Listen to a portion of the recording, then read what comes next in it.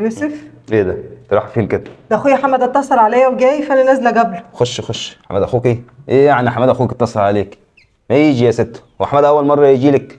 اللي يقول كده يشوفك كده يقول جاي محمل، جاي وكتافه شايل لك كده يا ما هنا يا ما هناك. هو عمره دخل عليك بثبت يا شيخه؟ بيجي فاضي، ايد ورا وايد قدام، ده ملوش لازمه اصلا حماد اخوك كده. ايه يا ابو يوسف الكلام اللي انت بتقوله ده اخويا. ايوه ديك خوت. هو عمره دخل عليك باي حاجه؟ عمره شال كيس فاكهه وهو جاي يا شيخه؟ بيجي يقعد وياكل وياخد واجبه ويقوم يتوكل على الله ويمشي من هنا، ده ملوش لازمه اصلا في الحياه. يعني يا ابو يوسف معنى كلامك ده ان انت مستني من اهلي حاجه يا ابو يوسف؟ لا مش مستني من اهلك حاجه ولا منه حاجه، انا اصرف على اهلك واصرف على اخوك وعشرة زي اخوك، بس يجي شايل لك حاجه كده يا شيخ، منظرك قدام الناس كده، خلي منظرك يبقى كويس قدام الناس، ده ملوش لازمه. ابو يوسف ربنا يخليه ويخلي حسه في الدنيا، انا مش عايزه منه حاجه، كفايه دخلته عليا يا ابو يوسف، ما تقولش الكلام ده على اخويا. هو ده اللي شاطره فيه كلام، بس ديك وكس عليك وعلى اخوك، هو له لازمه يا شيخه؟ ملوش لازمه؟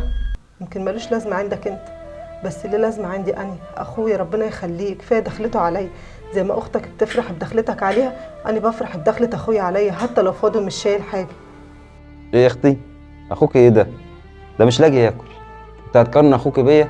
طب انا بروح لاخت محمل وشايل، عمري ما دخلت عليها فاضي، لكن اخوك ده طول عمره يدخل فاضي جعان مش لاقي ياكل. اولاد انتوا ايه؟ السلام عليكم. سلام تعالى باب حماده. مفتوح ليه؟ السلام ورحمه الله ازيك يا وبركاته. سهام؟ الحمد لله يا حبيبي، تعالى. عامله ايه يابا؟ الحمد لله يابا. دايما يا رب. خد يا سهام والنبي دخل السبت ده جوه وتعالي على طول. حاضر يا حبيبي. ايه ده يا حماده؟ هو انت واقف هنا من زمان سمعت حاجه؟ سمعت حاجه؟ انت هتلبسني بلوه؟ انت هتجيب لي تهمه؟ انا ما سمعتش اي حاجه، انا لسه جاي. عامله ايه يا تنور. سهام؟ الحمد لله يا اخويا. اخبارك ايه يابا؟ الحمد لله والله.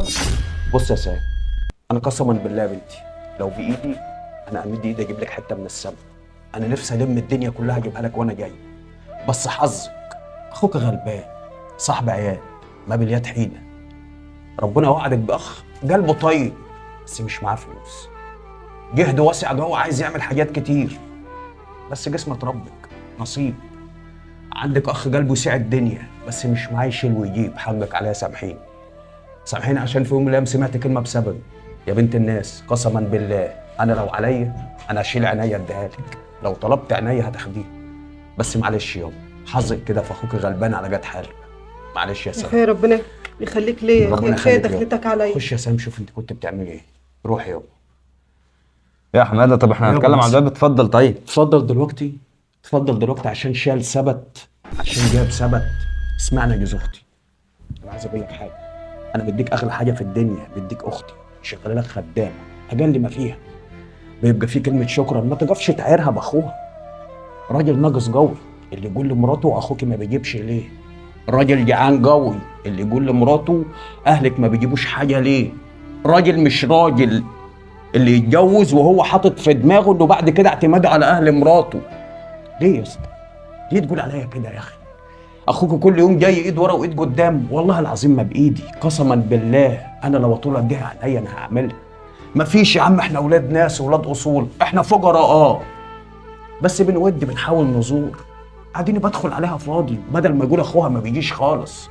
مش بايدي يا اخويا، اذا كان انت ربنا موسعها عليك وبتشيل لاختك شيء وشويات الله يبارك لك، انا مش قادر، انا مش قادر. المفروض انك لما تقابلني تقول لي الله يبارك لك اختك بنت اصول، ما تكلمنيش في موسم، ما تكلمنيش في عيد، ما تكلمنيش في فلوس بديها لاختي اديتها ولا ما اديتهاش. الراجل الصح عمره ما يشغل دماغه باللي بيجي من عند اهل مراته، ولا انا غلطان؟ اسمع يا ابن الناس، ناقص قوي اللي يعتمد بعد جوازه على اهل مراته، فاشل قوي اللي يعيل مراته بعدم دخلة اخوها عليها الشايل. في ناس كتيرة قوي قسما بالله يا اخي تاخد منك الحلو وبتديك بالطين في وشك.